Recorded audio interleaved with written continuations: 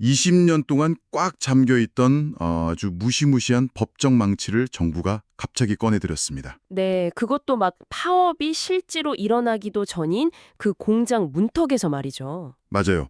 오늘도 세상 돌아가는 구조의 그 이면을 꿰뚫어보고 싶은 여러분 환영합니다. 오늘 저희가 아주 흥미로운 자료들을 한가득 들고 왔거든요. 겉으로 보기엔 그냥 거대 기업의 흔한 임금 협상 뉴스처럼 보일 수 있죠. 네.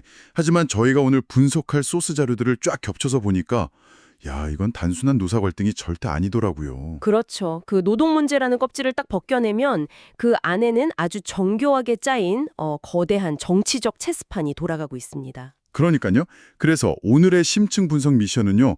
5월 21일로 예고된 삼성전자 창사 이래 초유의 총파업, 그리고 정부가 정말 이례적으로 꺼내던 그 긴급조정권이라는 카드의 실체를 완전히 해부하는 겁니다. 그럼 일단 상황의 스케일부터 한번 풀어보죠. 도대체 왜 정부가 이렇게까지 극도로 긴장하면서 등판했느냐? 그 경제적 타격의 규모를 보면 납득이 가실 겁니다. 그 김민석 총리의 브리핑에 등장하는 숫자를 보면 진짜 숨이 턱 막히더라고요.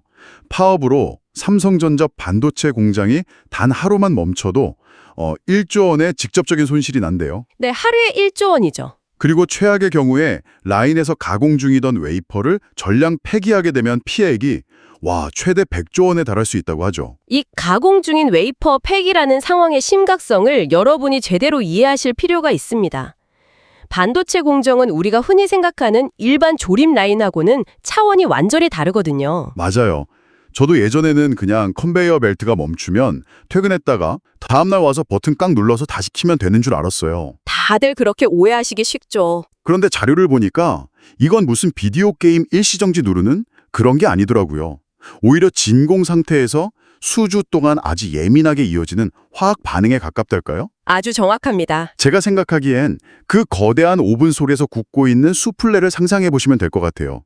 중간에 오븐 문을 확 열어서 온도가 단 1분이라도 떨어지면 수플레 전체가 푹 주저앉잖아요. 그렇죠. 모조리 쓰레기통에 버려야죠. 네, 그거랑 똑같다는 거예요. 그 예민한 수플레 비유가 찰떡이네요. 나노미터 단위의 초정밀 공정에서는 정말 미세한 압력이나 온도의 변화, 심지어 아주 짧은 전력 끊김만으로도 라인 안에 있던 수만 장의 웨이퍼가 싹 다 불량품이 됩니다. 와, 수만 장이 한 번에요? 네, 전부 폐기해야 해요. 게다가 한번 멈춘 라인을 청소하고 화학적 세팅을 처음부터 다시 맞춰서 원래의 수율, 그러니까 정상적인 생산 능력을 회복하기까지는 길게는 수개월이 걸립니다. 아, 그래서 백주환이라는 숫자가 나오는 거군요. 부품값 맞춰서 그런 게 아니네요. 맞습니다. 단순히 웨이퍼 값이 아니라 그 글로벌 반도체 시장에서 경쟁자들에게 수개월의 골든타임을 통째로 내어주는 아주 치명적인 기회비용까지 다 포함된 최악의 시나리오인 겁니다. 야, 피해 규모가 정말 상상을 초월하니까 노조가 대체 뭘 두고 이렇게 벼랑 끝에 치라고 있는지 너무 궁금해지는데요. 양측의 쟁점은 아주 명확하게 갈려 있습니다. 노조의 핵심 요구는 성과급의 제도화예요. 제도화요. 네, 회사가 벌어들인 영업이익의 일정 비율, 예를 들어 한 10에서 15% 수준을 명문화해서 고정적인 성과급 파이로 무조건 보장해달라는 거죠. 아, 딱 못을 박아달라는 거네요. 사측 입장은요? 반면에 사측은 기존 성과급 제도의 틀은 유지하되 특별 보상 같은 방식으로 그 당시의 시장 상황에 맞춰서 좀 유연하게 대응하겠다는 거고요. 사실 노조 입장에서는 충분히 그럴 만한 게 회사가 1분기에 엄청난 어닝 서프라이즈를 기록했잖아요. 그러니까 우리도 고생한 만큼 확실하게 내 몫을 보장받고 싶다. 이런 심리가 강할 수밖에 없을 것 같아요. 물론입니다. 그건 노동자로서 당연하고 정당하게 제기할 수 있는 요구죠. 그렇죠. 하지만 여기서 저희가 김광석 한양대 겸임교수의 분석을 좀 들여다볼 필요가 있습니다. 사측이 왜 노조의 요구에 섣불리 도장을 딱 찍을 수 없는지 그 이면의 이유가 아주 입체적으로 설명되어 있거든요. 오, 어떤 이유인가요? 1분기 실적이 화려했던 건 팩트입니다. 하지만 그건 기업의 구조적인 경쟁력이 갑자기 압도적으로 높아졌다기보다는 글로벌 반도체 가격 사이클이 일시적으로 상승세를 탄 덕분이 컸다는 거죠. 아, 타이밍이 좋았다. 네, 문제는 그 상승 국면이 벌써 약간 한풀 꺾이는 징후가 보이고 있다는 겁니다. 헐, 물 들어올 때 노를 신나게 젓긴 했는데 언제 물이 쫙 빠질지 모른다는 공포가 밑바탕에 깔려 있는 거군요. 게다가 더 핵심적인 이유는요. 바로 글로벌 AI 반도체 전쟁의 병목 구간에 있다는 사실입니다. AI 반도체요? 아, 요즘 난리잖아요. 네, 지금 삼성전자는 HBM4, 그러니까 HBM4 양산이라는 기업의 사활에 걸린 전투를 치르고 있습니다. 이 주도권을 잡으려면 매년 약 50조 원이라는 정말 천문학적인 금액을 R&D, 즉 연구 개발에 무조건 쏟아 부어야 해요. 50조 원이요? 와, 단위가 진짜 다르네요. 그런데 만약 노조 요구대로 영업이익의 일정 비율을 제도적으로 딱 묶어버리면 어떻게 될까요? 반도체 가격이 훅 떨어져서 전체 이익률이 곤두박질치는 그런 하락 사이클에서도 무조건 고정된 비율의 성과급을 현금으로 뺏어 줘야 합니다. 아, 알겠어요. 그렇게 되면 정작 가장 총알에 많이 필요한 결정적인 시기에 R&D에 투자할 자금이 싹 말라버리는 그런 구조적인 딜레마에 빠진다는 거네요. 맞습니다. 기술 전쟁에서 한 번 뒤처지면 그냥 10년이 날아가는 판국인데 회사 입장에서는 미래 곡간 열쇠를 넘겨주는 그런 합의서에 선뜻 사인하기가 당연히 두렵겠죠. 바로 그 지점을 김광석 교수가 날카롭게 짚어준 겁니다. 자, 그럼 경제적 파장이 이토록 크고 양측의 입장 차이가 워낙 첨예하니까 국가 경제를 책임지는 정부가 나서는 것까지는 10분 이해가 갑니다. 네, 당연히 정부가 중재를 해야죠. 그런데요, 제가 자료를 보면서 도저히 이해가 안 가는 점이 딱 하나 있었어요. 뭔가요? 왜 하필 긴급조정권인가요? 정부가 쓸 수 있는 수많은 대화나 중재 수단이 있을 텐데 굳이 한국 산업사에서 20년 넘게 봉인되어 있던 이 극단적인 카드를 파업이 시작되기도 전에 냅다 꺼내들었단 말이죠. 그 의문을 풀려면요. 먼저 이 긴급조정권이 법적으로 도대체 어떤 메커니즘을 가졌는지부터 살펴봐야 합니다. 네, 설명해 주시죠. 이 권한이 딱 발동되는 순간 해당 기업의 모든 파업 행위는 즉각 강제로 중단되어야 합니다. 즉각이요? 네, 노동자들은 무조건 현장으로 강제 복귀해야 하고요. 그리고 30일 동안 어떠한 쟁의 행위도 전면 금지됩니다. 한마디로 국가가 노동 3권을 일시적으로 셧다운 시켜버리는 엄청난 강제력을 동반한 촉법적인 개입 수단인 거죠. 와, 30일 동안 파업 원천 금지라니 이건 진짜 그냥 망치네요. 과거에는 이걸 도대체 언제 썼습니까? 역사적으로 단 4차례 발동됐는데요. 여기 아주 흥미로운 공통점이 있습니다. 69년 대한조선공사, 93년 현대자동차, 그리고 2005년 아시아나항공과 대한항공 파업되었죠. 네네. 이 4번의 사례 모두 노조가 파업을 실제로 결행했고 그로 인해서 엄청난 물류마비나 수출 차질 같은 경제력 충격이 눈앞에 완전 현실화된 이후에 그제야 최후의 수단으로 발동했습니다. 아, 잠깐만요. 그렇다면 지금처럼 파업이 나면 수십조 원의 피해가 예상된다. 이런 어떤 추정치나 시나리오만 가지고 노조가 파업에 돌입하기도 전에 선제적으로 칼을 빼든 전례는 아예 없다는 거잖아요. 그렇습니다. 단 한 번도 전례가 없죠. 와, 대박이네요. 그래서 전문가들은 이번 총리의 담화문에 등장한 이 긴급 조정권 언급을 실제 발동을 위한 법적 수순이라기보다는 아주 강력하고 거친 구두 개입으로 해석하는 겁니다. 구두 개입이요? 네. 말로 일단 때렸다. 일종의 쇼크요법이죠. 극단적인 공포심을 막 조장해서 노조와 사측 모두를 강하게 압박해가지고 빨리 협상 테이블에서 타협안을 가져오라고 몰아붙이는 일종의 심리전 성격이 아주 짙습니다. 아, 양쪽 다 쫄게 만들려는 거군요. 그런데요, 그 심리전이 지금 완벽하게 실패한 거 아닙니까? 어떤 점에서 그렇게 보셨죠? 만약 양쪽 다 겁을 먹고 타협을 해야 성공인데 제가 본 최신 MBC 뉴스 보도를 보니까 오히려 이 발언 직후에 협상이 더 심하게 꼬여버렸던데요. 역효과가 났거든요. 아, 네, 이 대목이 정말 아이러니의 극치입니다. 총리 담화 직후에 노사가 비공식 접촉을 가졌는데 정부의 개입이 오히려 역효과를 제대로 내버렸죠. 그 최승호 노조위원장이 엄청나게 반발했잖아요. 원래 정부가 중재했던 철사 4호 조정안이 그 연봉 50% 상한선을 유지하되 국내 영업이익 1위를 달성하면 12%를 특별 지급한다. 이런 조건이었죠. 네, 맞습니다. 그런데 정부가 뒤에서 무시무시한 망치를 막 흔들어 주니까 사측이 오히려 이 기존 조건보다도 더 후퇴한 안을 제시하려고 했다는 게 노조의 주장입니다. 구조를 딱 뜯어보면 왜 그런 어이없는 일이 벌어졌는지 알 수 있습니다. 왜 그런 거예요? 사측 입장에서는 정부가 알아서 긴급조정권까지 운운하면서 파업을 막아주겠다고 든든하게 시그널을 보내잖아요. 그러니까 굳이 우리가 다급하게 양보해서 노조 요구를 들어줄 필요가 없어지는 겁니다. 아, 듣고 보니 그렇네요. 정부가 쥐어준 무서운 카드가 사측에게는 아주 편안한 버티기 명분이 되어버린 셈이군요. 정확합니다. 반대로 노조는 정부의 강압적인 태도에 절대 굴복할 수 없다면서 오히려 투쟁 수위를 더 끌어올리는 명분으로 삼고 있고요. 게다가 엎친 데 덮친 격으로 기사를 보니까 그 초기업 노조 내부에서도 막 갈등이 터져나오고 있더라고요. 노노 갈등 말씀하시는 거죠? 네, 다른 부문 직원들이 아니 결국 DS 반도체 부문만 자기들 밥그릇 챙기려고 이러는 거 아니냐면서 파업 자체에 대한 회의론을 막 제기하고요. 상황이 진짜 완전 만장판이 됐어요. 정부의 쇼크요법이 갈등을 봉합하기는커녕 비름을 붓고 불을 질러버린 셈입니다. 자, 그럼 여기서 정말 근본적인 질문을 한번 던져보죠. 정부의 엘리트 관료들이 이런 부작용을 예측 못했을 리가 없습니다. 당연히 여러 시나리오를 돌렸겠죠. 실제로 발동할 명분도 부족하고 막상 입 밖으로 꺼냈더니 사측은 뒤로 쏙 숨어버리고 노사 갈등만 활활 타오르게 만들었어요. 그럼 도대체 왜 정부는 바보가 아닌 이상 이 무겁고 위험한 단어를 굳이 지금 이 타이밍에 집어던졌을까요? 그게 핵심이죠. 저는 이 소스 자료들 중에 그 정치권 심층 분석 리포트를 읽으면서 무릎을 탁 쳤습니다. 와, 여기서부터 오늘의 진짜 메인 요리, 거대한 정치적 체스판이 열리더라고요. 이 사안의 진짜 묘미가 바로 그 지점에 있습니다.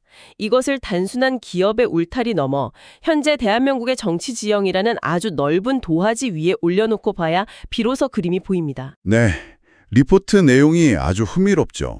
리포트에 따르면 현재 이재명 대통령의 국정 지지율은 60%대로 표면적으로는 안정적입니다. 꽤 높은 편이잖아요. 네, 하지만 자세히 들여다보면 상승 동력이 완전히 정체되어 있고 특히 수도권을 중심으로 조금씩 균열의 징후가 나타나는 이른바 박스권에 갇혀 있는 상태죠. 게다가 다가오는 지방선거가 있잖아요. 여러분, 이번 지방선거는 그냥 단순한 지자체장 뽑는 선거가 아니거든요.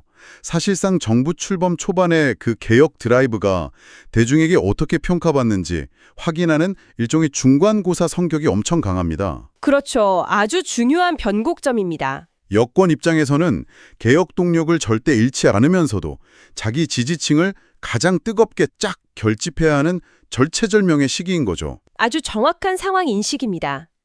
그렇다면 그 지지층 결집을 위해서 가장 활활 타오를 수 있는 효과적인 장작이 무엇일까요? 야, 그게 바로 삼성전자라는 거잖아요. 맞습니다. 이 리포트는 왜 하필 그 타겟이 다른 곳도 아닌 삼성전자가 되었는지 그 은밀한 이유를 아주 예리하게 짚어냅니다. 삼성전자가 한국 사회에서 가지는 독특하고 이중적인 상징성 때문이죠. 맞아요. 저도 그 부분이 진짜 소름 돋았습니다.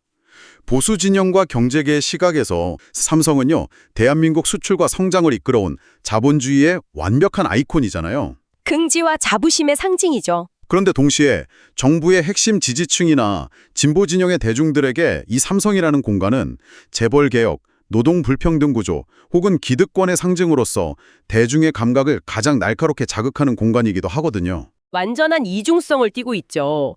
그래서 정부가 삼성을 향해 그것도 노조의 파업을 막겠다는 명분으로 긴급조정권이라는 국가 최고 수준의 강제력을 딱 언급하는 순간 이건 더 이상 경제 뉴스가 아닙니다. 그럼 뭐죠? 고도의 정치적 신호탄이 되는 겁니다. 대중과 정치권 전체를 향해서 봐라. 현재 국가 권력이 과거 성역처럼 여기저던 거대 재벌의 노사 문제에 이르기까지 얼마나 단호하고 주도적으로 개입하고 있는가 이걸 보여주는 엄청나게 강렬한 프레임인 것이죠. 와, 대박. 그러니까 정부 핵심 지지층에게는 아주 확실한 효능감을 줄 수 있겠네요. 우리 정부가 기득권을 상대로 확실히 그립을 쥐고 흔들고 있다. 이런 인상을 확 심어주니까요. 정확합니다. 아주 계산된 움직임이죠. 자, 그럼 여기서 판을 딱 반대로 뒤집어서 야권의 상황을 한번 볼까요? 국민의힘이나 한동훈 대표 같은 야권 리더들 입장에서는 지금 이 상황이 완전히 숨막히는 늪에 빠진 기분일 것 같아요. 야권에게 이 상황은 아주 지독한 딜레마 그 자체입니다. 왜 그렇죠? 한번 생각해 보시죠. 만약 야당이 정부의 강제 개입을 비판하면서 노조의 파업권을 방어하거나 삼성을 적극적으로 옹호하면 어떤 프레임에 갇힐까요? 아, 뻔하네요. 여당이 즉각 공격하겠죠. 역시 보수 여당은 기득권, 재벌, 저기 가진 자의 편 만든다 하면서 맹공을 퍼볼 거잖아요. 그렇죠.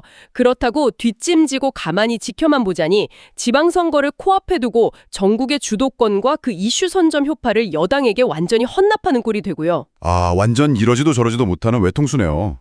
그래서 제가 최근 야당 정치인들의 발언을 자세히 분석해보니까 삼성을 막 직접적으로 감싸거나 노조를 원색적으로 비난하는 건 철저하게 피하더라고요. 네, 워딩을 아주 조심하고 있죠. 대신에 정부의 무리한 권력 개입이 오히려 시장의 불안을 키우고 있다거나 외국인 투자가 위축될 우려가 크다. 이런 식으로 경제 시스템 전반에 대한 우회적인 프레임으로 반격 포인트를 잡고 있던데 이게 다 이유가 있었군요.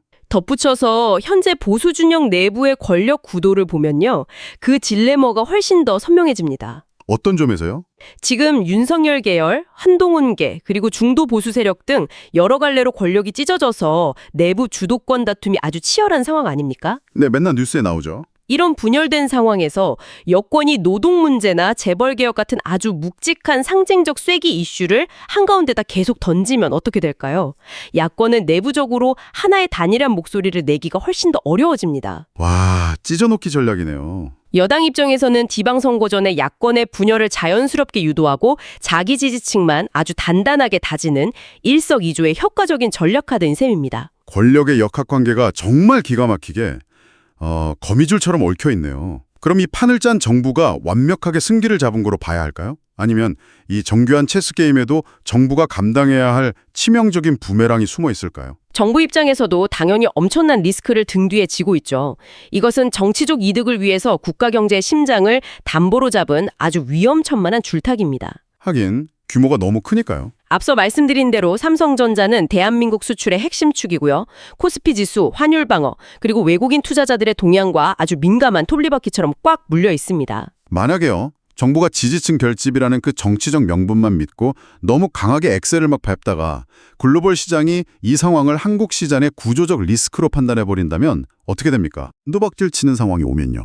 그 순간 모든 책임의 화살은 변명의 여지 없이 권력을 쥔 정부를 향해 거대한 역풍으로 돌아갑니다. 선거 이기겠다고 지지층 결집하려다가 국가 경제의 펀더멘털을 완전히 무너뜨렸다. 이런 비판이 쏟아지겠네요. 네, 그건 정권의 기반 자체를 흔들 수 있는 치명타죠. 그래서 현재 정치권 내부, 심지어 여권 핵심부에서도 과연 이 개입의 수위를 어디까지 끌고 갈 것인지를 두고 매일같이 피말리는 계산기가 돌아가고 있을 겁니다. 야, 이래서 언론 보도를 쫙 펼쳐놓고 보면 정말 흥미롭다니까요. 똑같은 파업 예고 사건을 두고 친여 성향 매체들은 이참에 대기업이 사회적 책임을 다하는 모습을 보여라 라면서 재벌교역 프레임에 막 불을 지피잖아요. 그렇죠. 반대로 보수 매체들은 정부가 반기업 정서를 부추겨서 국가 핵심 산업을 흔든다 라면서 날을 세우고요. 이게 단순한 언론의 논조 차이가 아니라 사실상 뒤에서 벌어지는 권력 프레임 전쟁의 대리전이었던 겁니다. 네, 오늘 저희가 분석한 다양한 텍스트 소스들이 가리키는 궁극적인 방향이 바로 그겁니다. 자, 그럼 이 방송을 듣고 계신 여러분 입장에서 제가 질문을 하나 던져보겠습니다. 뭐 어쨌든 삼성 반도체 사람들 월급 이야기 아니야. 나랑 무슨 상관이지? 라고 생각하실 수 있습니다. 충분히 그렇게 느끼실 수 있죠. 하지만요. 이 사건이 어떤 식으로든 선례를 남기게 되면 이야기가 180도 달라집니다. 반도체뿐만이 아니에요. 네, 파장이 엄청날 겁니다. 여러분이 몸담고 일하고 계시거나 매일 아침 주식창을 들여다보고 있는 자동차, 배터리, 바이오 같은 수많은 국가 전략 산업 기업들이 앞으로 언제든 이런 정치 권력의 프레임 전쟁, 선거철의 이슈몰이에 강하게 휘말릴 수 있다는 뜻이거든요. 아주 중요한 통찰을 짚어주셨습니다. 이 사태의 의미를 한 차원 눕혀서 본다면요. 이것은 단순히 진보 정권과 보수 기업의 뻔한 싸움이 아닙니다. 그럼 뭐죠? 지금 대한민국이라는 거대한 사회 시스템 안에서 경제 권력과 정치 권력 간의 물리적 거리, 그리고 그 위계 질서가 새롭게 재편되고 있는 아주 역사적인 변곡점인 겁니다. 아, 룰이 다시 써지고 있는 거군요. 맞습니다. 국가의 권력이 시장의 논리에 어디까지 선을 넘고 개입할 수 있는가, 그 새로운 경계선을 긋고 있는 아주 중대한 순간을 우리가 실시간으로 목격하고 있는 거죠. 좋습니다. 오늘 겉보기엔 단순한 경제 뉴스 같았던 소스 자료들의 바닥까지 아주 깊숙하게 파고들었네요. 오늘의 심층 분석, 이렇게 랩업해 보겠습니다. 네, 정리해 주시죠. 삼성전자 총파업 예고와 정부의 긴급조정권 카드는 표면적으로는 웨이퍼 폐기 손실을 막고 성과급 상한선을 정하려는 노사의 경제적 다툼처럼 보였습니다.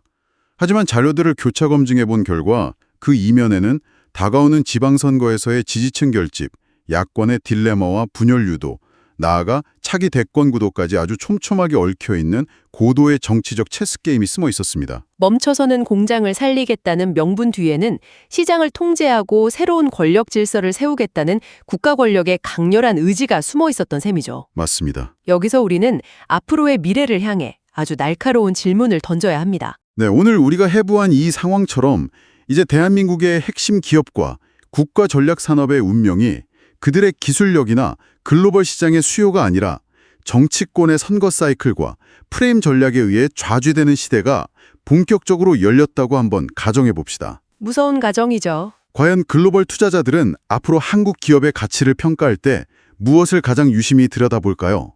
삼성의 압도적인 HBM 양산 기술력일까요? 아니면 한국 정부의 예측 불가능한 정치적 개입 리스크를 가장 먼저 계산기로 두드리게 될까요? 기업의 거버넌스보다 정체 리스크가 코리아 디스카운트의 진짜 원인이 될 수 있다는 뼈아픈 고민이 필요한 시점입니다. 처음에 말씀드렸던 비유로 돌아가서 여운을 좀 남겨볼까 합니다. 멈춰버릴 위기에 처한 초정밀 오븐 속의 수플레를 살려내겠다면서 섬세한 엔지니어가 아니라 아주 무거운 철퇴를 든 권력이 주방문을 쾅 박차고 들어왔을 때 말이죠. 네. 과연 그 예민한 요리가 망가지는 진짜 대가를 치르는 건 누구일지, 권력자들이 질서를 재편하는 동안 우리 모두가 각자의 자리에서 진지하게 고민해봐야 할 문제인 것 같습니다. 오늘 저희가 펼쳐드린 다양한 소스 자료와 분석들이 여러분 스스로 그 해답을 찾아가는 과정에 아주 유용한 렌즈가 되었기를 바랍니다. 네, 오늘도 세상의 이면을 꿰뚫어보는 유익하고 꽉 찬 시간이었습니다.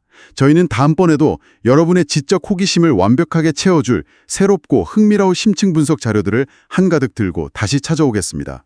오늘 하루도 치열하게 고민하는 시간 되시길 바랍니다.